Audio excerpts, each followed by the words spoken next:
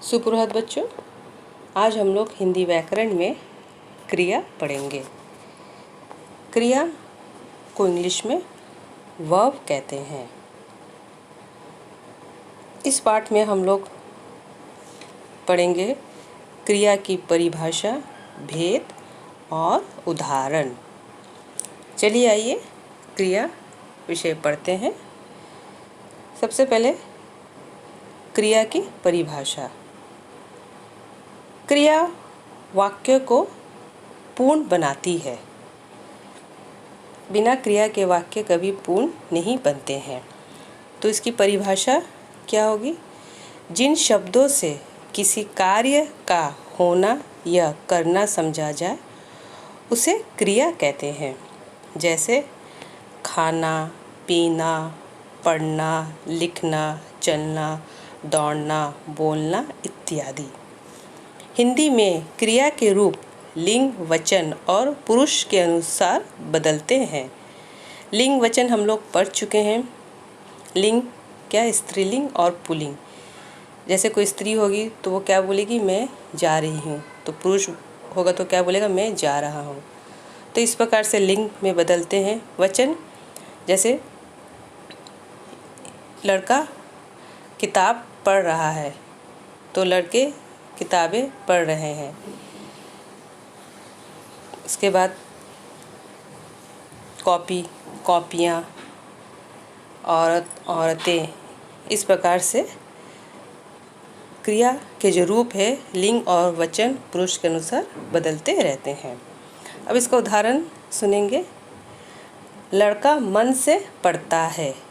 इस वाक्य में लड़का मन से पढ़ता है, क्रिया शब्द क्या है? पढ़ता। तो इसका उदाहरण हो जाएगा लड़का मन से पढ़ता है और इसका जो क्रिया शब्द है वो है पढ़ता। अब क्रिया के कितने भेद होते हैं? क्रिया के 2 भेद होते हैं।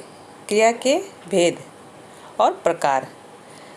क्रिया के मुख्य रूप से 2 भेद हैं, आकर्मक क्रिया और सकर्मक क्रिया।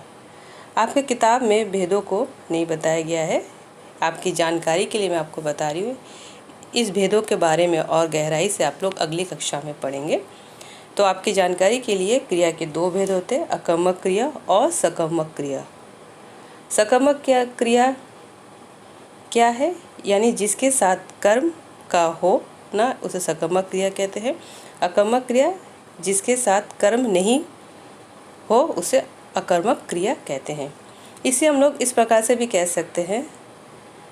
अकर्मक क्रिया अ का मतलब नहीं होना, सकर्मक क्रिया मतलब स का मतलब साथ होना।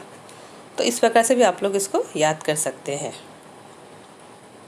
अब आपकी किताब में कुछ चार्ट के माध्यम से क्रियाओं को दर्शाया गया है।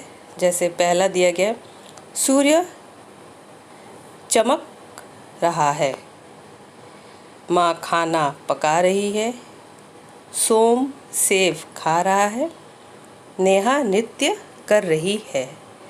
तो देखेंगे इस चार्ट में क्रियाओं को किस प्रकार से दर्शाया गया है। सूर्य अपने आप चमक रहा है, उसको कोई चमकने के लिए नहीं बोलता है। माँ खाना बना रही है, सोम सेब खा रहा है और नेहा नृत्य कर रही है। वे शब्द जिनके द्वारा काम के करने या होने का ज्ञान हो उसे क्रिया कहते हैं, जैसे मैं आपको पहले ही बता चुकी हूँ। परंतु कुछ काम अपने आप होते हैं और कुछ काम किए जाते हैं, जैसे आपके किताब में दिया गया है। पहला चित्र देखेंगे, पत्ता टूटता है। दूसरा, मोहन साइकिल चला रहा है। तीसरा, मैंने दूध खरीदा।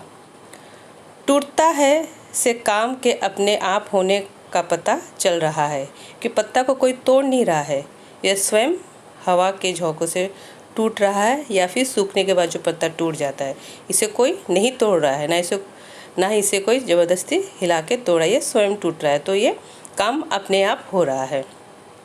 दूसरा, मोहन साइकिल चला रहा है और मैंने दूध खरीदा से काम के करने का पता चल रहा है। इससे पता चला कि मोहन क्या काम कर रहा है, वो साइकिल चलाने का काम कर रहा है और तीसरे चित्र में उसने क्या काम किया? दूध खरीदने का काम किया है।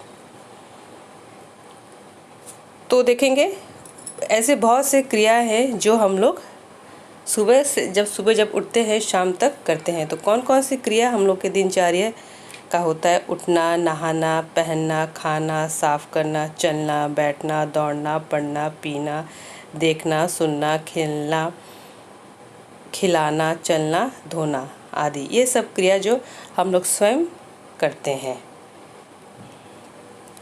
तो बच्चों, इस पाठ में हमने क्या क्या सीखा है? कोई भी वाक्य क्रिया के बिना अधूरा होता है, जैसे पहले ही बता चुकी हूँ मैं।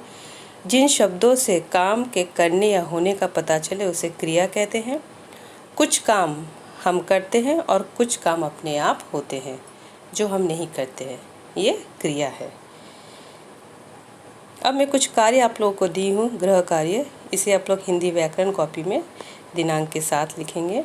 निम्नलिखित वाक्यों में क्रिया शब्द पर गोला लगाएंगे। पहला, मैं खाना बना रही हूँ। दूसरा, राजू गेंद खेलता है। तीसरा, बगीचे में फूल खिले हैं। चौथा, नानी ने परियों की कहानी सुनाई। पांचवा, हमें सदा सच बोलना चाहिए। 6, सूरज पूरब से निकलता है। 7, मैं तीसरी कक्षा में पढ़ता हूँ। इन पूरे वाक्य को पहले आप कॉपी में लिखेंगे, उसके बाद क्रिया शब्द पर गोला लगाएंगे। आशा करते हैं कि आप लोगों को ये पाठ क्रिया समझ में आ गया होगा। इससे आप लोग अच्छे से घर में पढ़ेंगे। धन्यवाद।